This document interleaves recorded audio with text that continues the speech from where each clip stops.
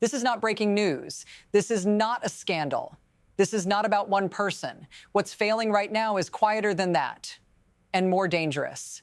There is a system that used to slow decisions down. It used to ask hard questions. It used to say, wait. That system is no longer in control. What has replaced it doesn't shout. It doesn't argue. It accelerates. Decisions now move faster than consequences. Assumptions move faster than evidence.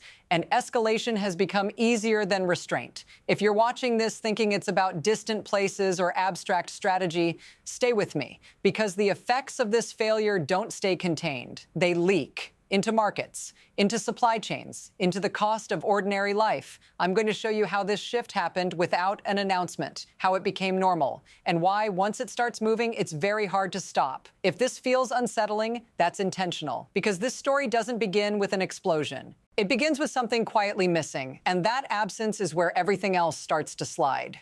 What controls this system now is not a single office or a single vote. It's a pattern where pressure moves upward faster than information, where certainty is rewarded and doubt is treated as weakness, where the people closest to the consequences are farthest from the decision. In this system, intelligence no longer interrupts momentum. It lubricates it. Analysis is trimmed down, filtered, shaped to fit what is already assumed to be necessary. Not because everyone agrees, but because disagreement slows things down. And slowing down has become the one unacceptable outcome. This is how complex choices collapse into binary ones. Strike or don't. Act now or lose the window. Control or chaos. The system doesn't ask whether the assumptions are correct. It asks whether they are useful. That's the shift. From understanding reality to managing optics and timing. Once that happens, personalities stop mattering, because anyone inside the system inherits the same incentives. And that's where the danger deepens, because the system now prefers motion over accuracy. And once motion takes over, the next step stops being a decision. It becomes inertia. For a long time, this didn't look like a change at all. It looked like efficiency.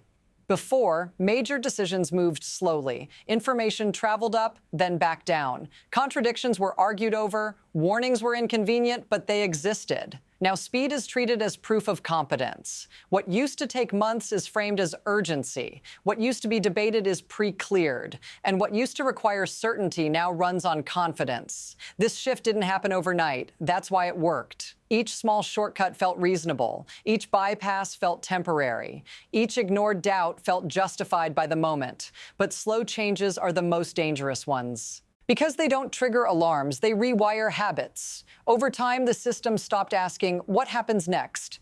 It started asking, what happens if we don't act? That reversal matters, because it flips risk on its head. Restraint becomes failure. Escalation becomes prudence. And once that logic settles in, backing away starts to look irresponsible. That's when history stops being a warning and starts being treated like a technicality. And that's exactly when the first real shock appears. Then the system produces a shock, not as a surprise, as a test, a moment where assumptions collide with reality. And the response tells you what kind of system you're in. In this case, the shock isn't the threat itself. It's the confidence with which it's dismissed. Capabilities are treated like talking points. Vulnerabilities are waved away as exaggeration. And the possibility of immediate, precise retaliation is framed as unlikely, because acknowledging it would slow things down.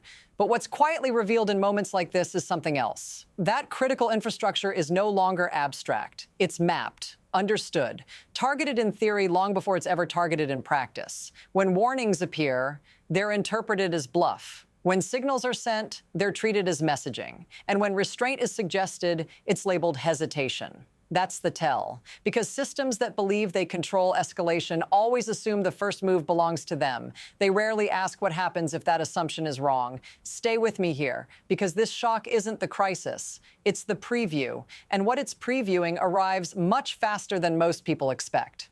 Here's the part most people never see. The system doesn't fail all at once. It redistributes damage. At the center, decisions feel clean, abstract, manageable. But the cost is pushed outward.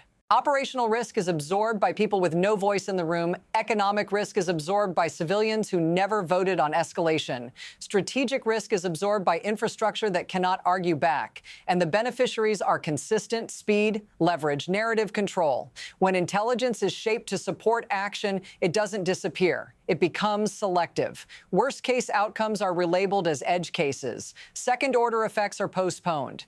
Third-order effects are ignored entirely. This is how escalation stays attractive because the bill is delayed. But systems like this rely on one fragile assumption, that the damage can always be compartmentalized, that retaliation can be managed, that energy shocks can be absorbed, that public tolerance is elastic. None of that is guaranteed. And once the system crosses the point where it cannot absorb its own consequences, control doesn't vanish dramatically. It slips. And when it does, the next shock doesn't look like a warning. It looks like momentum. Then it speeds up. Shorter timelines, fewer pauses, less debate. Signals arrive and are interpreted instantly. Movements are read as intentions. Intentions are treated as actions. There's no room here for context. No patience for clarification. Everything becomes urgent by default. Because once escalation is normalized, hesitation looks like exposure.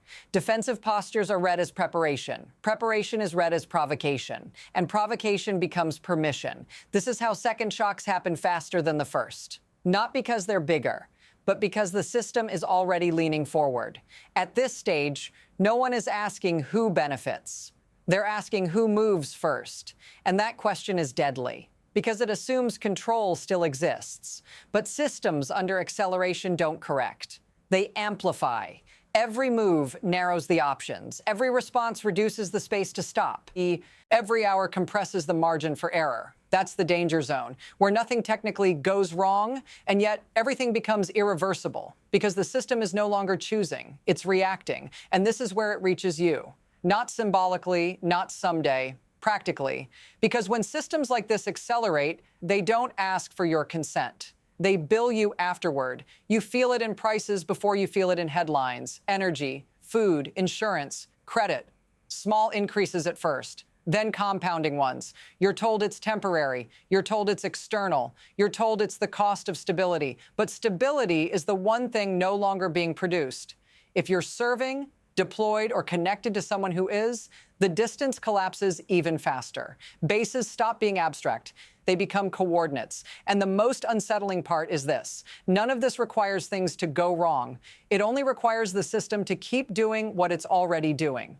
If you're still watching, don't look away now. This is the moment where attention matters. Because once the costs are locked in, awareness comes too late. And what happens next doesn't stay domestic. It doesn't stay regional. It spills. And once it spills, there's no such thing as opting out. Once it spills, it doesn't respect borders. Energy routes don't belong to one country. Shipping lanes don't pause for diplomacy. Insurance markets don't wait for statements. What starts as a regional escalation becomes a global reprice. Fuel moves first, then transport, then food, then everything that depends on them, which is almost everything. Countries that tried to stay neutral are forced to choose sides by supply shortages. Allies are pressured to absorb costs they didn't create. Rivals exploit the instability without touching the battlefield. And suddenly, the question isn't who fired first. It's who can endure longer. This is where miscalculation multiplies. Because every actor believes someone else will blink, someone else will absorb the shock, someone else will restore order. But global systems don't self-correct under stress. They fragment, markets thin, trust erodes, emergency measures become permanent fixtures. And the most dangerous illusion sets in here that this is still containable, that a few adjustments will stabilize things, that normal can be restored. History suggests otherwise, because once global systems are forced to bend too far, they don't snap back. They realign, and that realignment doesn't ask who's ready. From here, the future splits, not into good and bad, into trajectories. The first is adjustment. The system absorbs the shock just enough to keep moving. Costs are spread, expectations are lowered. Instability becomes routine but survivable. Nothing is fixed, nothing collapses. This is the path where people slowly accept less and are told it's resilience. The second is erosion. Trust drains faster than policy can replace it. Allies hedge. Markets price in permanent risk. Institutions keep functioning, but without credibility. Decisions still get made, but no one believes the explanations anymore. This is where fatigue sets in. And fatigue is corrosive. The third is rupture, a misread signal, a strike that lands too cleanly, a response that arrives too fast. And suddenly, systems designed to manage pressure fail under it. Energy breaks, security breaks, coordination breaks. None of these paths require intention. They only require momentum. And the most unsettling part is this: we don't choose which path we're on at the moment it begins. We recognize it after it's already underway. So this is where we stop pretending this ends cleanly. There is no reset button here. No speech that restores the old safeguards. No single decision that puts the brakes back on. The system we're watching doesn't collapse loudly. It keeps moving. Until one day you realize the margins are gone. What should unsettle you is not the possibility of catastrophe. It's how ordinary all of this has become. The language, the timelines, the confidence. Because when escalation is framed as normal management, warning signs stop sounding like warnings. They sound like background noise. If you've stayed with me this far, don't mistake that for distance. Attention is the only leverage left at this stage. Not outrage, not optimism. Attention. In the next part of this story, we're going to look directly at what happens when systems built on speed encounter something they can't outrun. Because the most dangerous moment isn't when the first strike happens. It's when everyone realizes no one is really in control anymore. If you want to understand what comes next, don't click away. This isn't finished. It's just not resolved.